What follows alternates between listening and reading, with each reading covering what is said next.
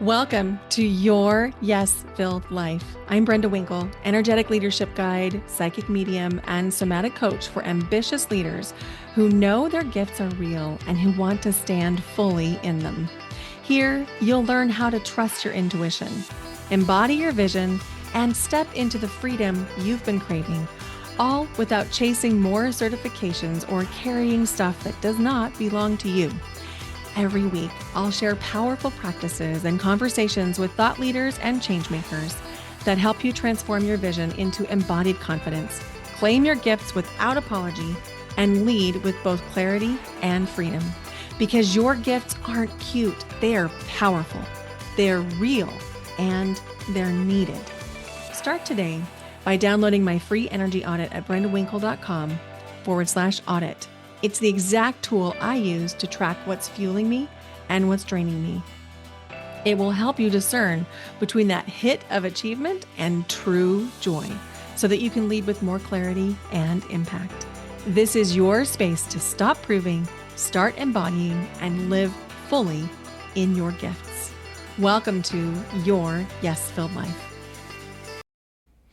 Hello and welcome to Your Yes-Filled Life. I'm your host, Brenda Winkle. Have you ever noticed that sometimes when things happen, maybe you get really busy, maybe life is stressful, maybe there's stuff going on, that you suddenly stop sounding or feeling like yourself? And you might find yourself tolerating more than you want, second guessing yourself more than normal, overthinking everything, not feeling clear, maybe feeling disconnected from your boundaries or even rolling them back. You start people pleasing again. You slip back into older patterns that you thought you'd already healed. Well, congratulations, you are normal. So we're going to talk about that this episode, and we're going to talk about how important it is for you to resource yourself well and as often as possible so that we can prevent this. So if you've ever been around kids or raised kids, you know that when a child, a toddler, preschooler, even school-age kid gets tired and hungry, things start to get harder. There's a lot of emotions. There can be tears. That's when temper tantrums and fits are very prone to happening. And we know this. In fact, we know this so well that across a lot of American culture, we term dinner time hour as the witching hour, which, by the way, I don't really like because it connotates that witches are bad, and I don't think that's true. But you get the point. The point is, we know that when kids are tired, hungry, depleted, that their behaviors change, that they don't have capacity or nervous system regulation the same way that they do when they're rested and fed and they've had water and they've gotten a chance to get a hug or different things like that. So isn't it interesting that as we become adults, we suddenly think that we're different, and we think that we should be able to go and go and go and go and not rest and not get good nutrition and not get hydrated, and we push through and we delay eating, we delay drinking, we even delay going to the bathroom, and then we wonder why we're struggling. Well, today we're going to talk about that, and we're going to talk about why self-trust can feel harder under emotional overload and how to begin to return to yourself again. The truth is that when you are under stress, it is impacting your ability to discern. And we know that depending on the kind of stress you're under and your own unique response to that stress, that one of two things is either going to happen. You're going to get laser focused on one thing and not see the big picture, or we know that it's going to be like you scan way back, like you're in a big panoramic view where you've pulled way back so you can see the entire scene, but then you lose the details. Depending on what your body is doing, it'll be one of those two things where you get like super hyper focused on the minutia and miss the big picture, or you get the big picture and miss the details. When this happens, your emotional bandwidth shrinks, your nervous system will begin to seek familiarity, because familiarity, even if it's not comfortable or what you actually want, creates safety in the body, because your brain, your nervous system, even your subconscious is coding familiarity as safety.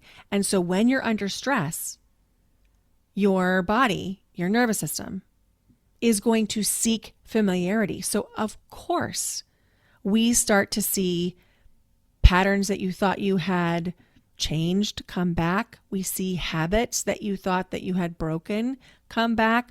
We see old thinking patterns return to the surface.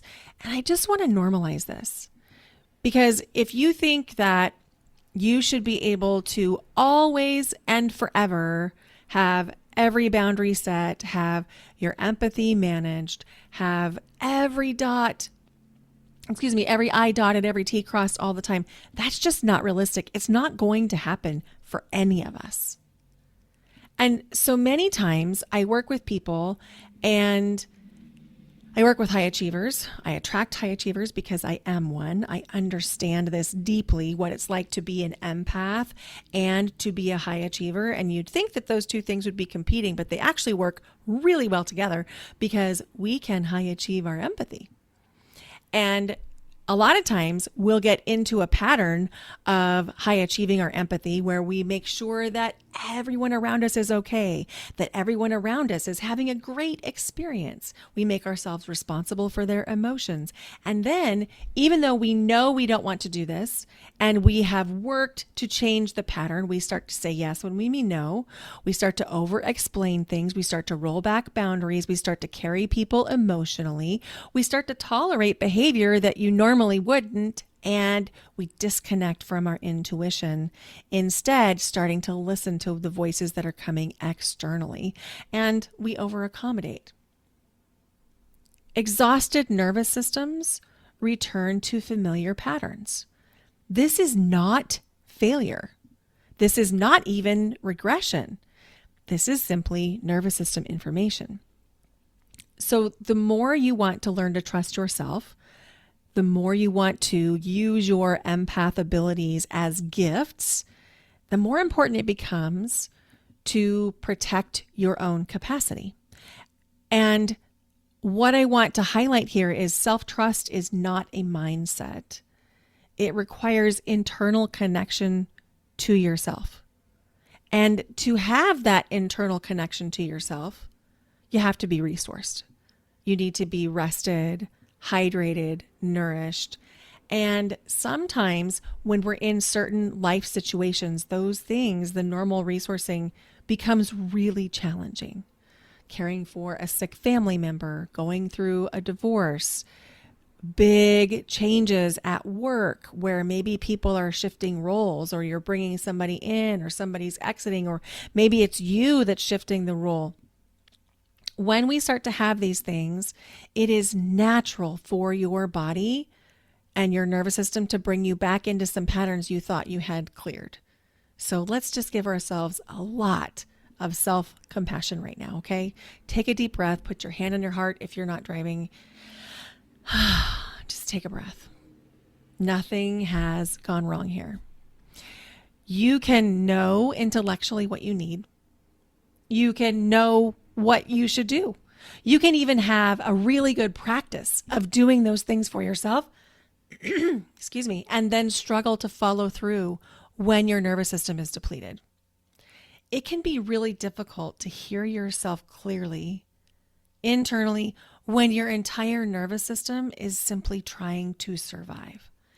And I don't know about you, but for me and for many of my clients, my family members, my friends, May is a very challenging month. I don't quite understand the energetics of it fully, but May is so busy, it's so jam-packed that by the time many of us get to May, whether or not we're involved in the public school system, either through our work or through our kids, a lot of times we're like, oh my gosh, thank goodness May is almost over. And as this podcast episode releases, it's May 31st. So let's just talk about what this might look like for you. It might look like forgetting you have the need for more space, which as an empath, you do need more space. You need more time to make decisions. You need more alone time. And that becomes really challenging in May for so many of us. So ways that it shows up for me, I turn to emotional eating. I'm not proud of that. I'm just telling you what I do. I notice that when I'm eating emotionally, or I'm drawn to eating after dinner, that's my week time, that something's going on for me stress-wise. And in May, I had noticed that I was reaching for snacks after dinner again.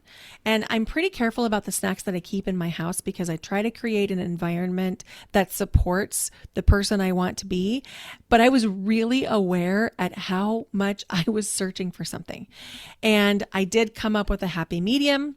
I have this thing that I learned from Ali Nowitzki's Transform program. One of their other doctors in the program shared a recipe with me that I'm going to share with you. And it is for what I call nice cream. You take about between a half a cup and a cup of frozen cherries. That's my favorite. You could use whatever you want though. And half of a prepared protein shake and blend it. And then when you blend it, for me personally, I split that in half and I'll eat half of it that night and then I'll save the other half in the freezer for a second serving of nice cream another night. So for whatever that's worth, hopefully that's helpful. But I noticed that when that was happening for me, my own nervous system needed more care. That meant I needed to go to bed earlier. It also meant that I started to really look at my habits. I had kind of slipped into looking at my phone too late. So I rolled that back, made sure that there were books I was interested in on my nightstand and really was careful about making sure that I was reading before bed and getting the rest I needed. Because when I'm stressed, and May was stressful for me too, because I had a concert in May, which sounds silly considering I used to say I had, like, not exaggerating, 30 concerts in May. I had one concert in May. But I had other things happening. My daughter moved. I was helping her move. I was clearing out things in my own garage to make space for the things that she was bringing to me, so on and so forth. The point is, I knew I needed more support. I knew I needed more pacing that was slower. I needed more self-compassion. So if you've noticed that in yourself too, invitation to get curious around how you could give yourself more compassion, more rest, more spaciousness, because I promise no matter what, you can find it. Even if it's 3 minutes here, 5 minutes there, 10 minutes here, you can do it. When my daughter was 5, I became a single mom.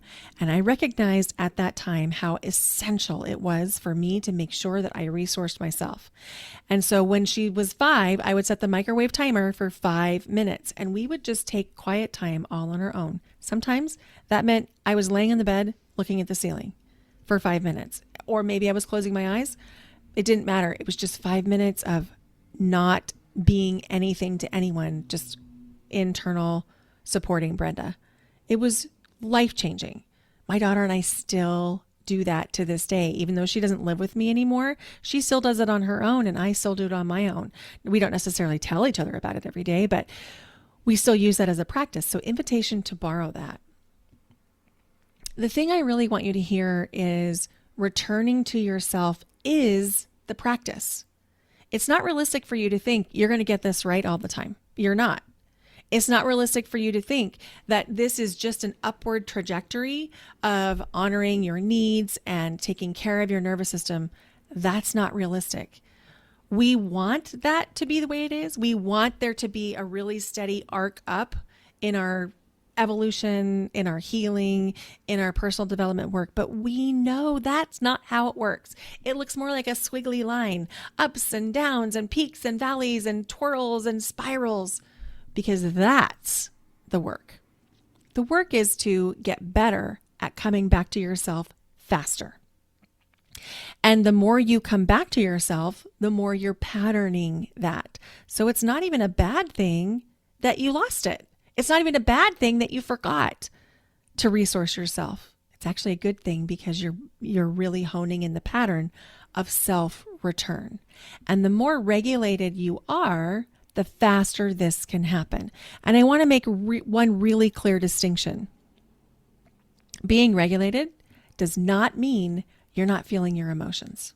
You can still feel your emotions and be regulated.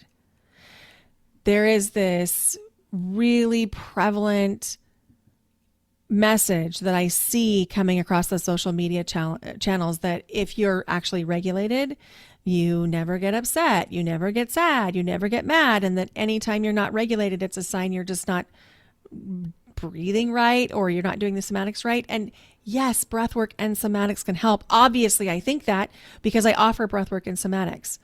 But if we're trying to use the breathwork and somatics to avoid feeling, that's called spiritual bypassing. That is not actually helpful. That is not actually how we come to emotional or nervous system regulation. They're tools. They're not the end game. And that's a really important distinction. The other thing I'd like to invite you to do is to see if you could take more time so you can slow down. Create a little bit of buffer between different tasks. If you're really busy on Saturday, maybe you don't pack your Sunday. Or if you have 2 nights with concerts for your kids, which may or may not happen in June for you, I don't know, it depends on where you are in the world. If you have concerts for your kids on 2 nights, maybe you try and stay home other nights. You can balance it out. You don't have to keep inserting more and more and more to things. And the other thing I want to really highlight here is you deserve support. You don't have to do this alone. You don't have to do this in a vacuum and think that there's some extra credit point somewhere you're going to get because you've done this all on your own. I get support. Why would I not think you should get support? Of course you should get support. We should all be getting supported. In fact, I won't work with practitioners or coaches that are not getting support, which is why I try to practice what I preach. Now, I don't have one coach. I have 4. I have 4 coaches that I'm working with. And I'm so happy and grateful for their help and support. The goal here isn't perfection. In fact, perfection is actually going to block this for you. So we want to let go of perfectionism. We just want to stay connected to yourself more of the time. Maybe even set a reminder on your phone to check in with yourself a couple times a day. The version of you that you are becoming still exists, even if you're tired, even if you're depleted, even if you feel like you have old habits that have resurfaced. This is what we call the identity shift.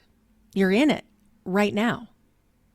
So when you notice that you're being called back into old patterns, old habits that you don't want, that's not a bad thing. That's an invitation to now make a decision from the version of you that is becoming that new identity. Okay, so in my example, I noticed I was emotionally eating. So I did 2 things. One is I made sure that what I was eating was still healthy, and I reached out and got more support.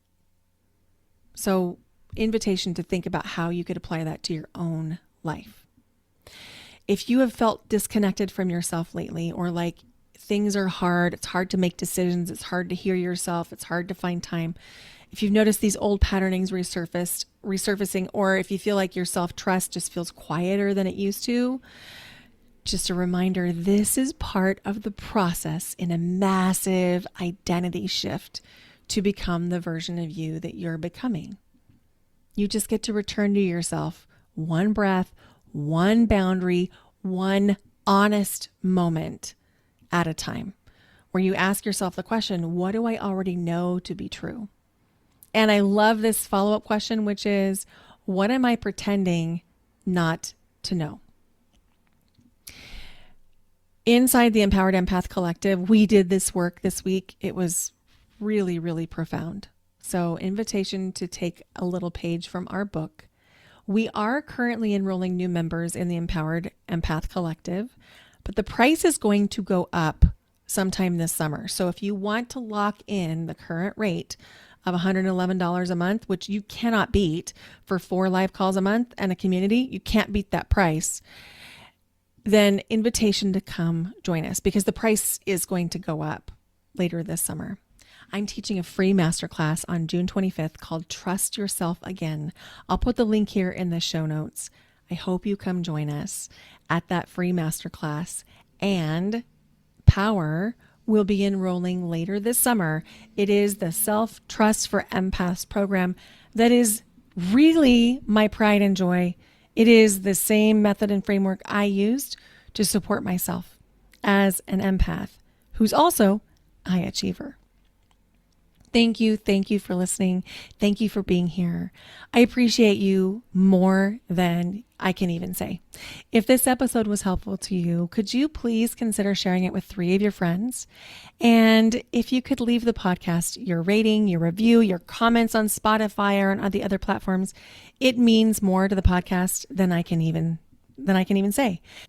This podcast is not free to produce, and one of the ways that you could help the podcast, if you chose, is to engage in some reciprocal energy and leave the podcast your rating and review wherever you're listening.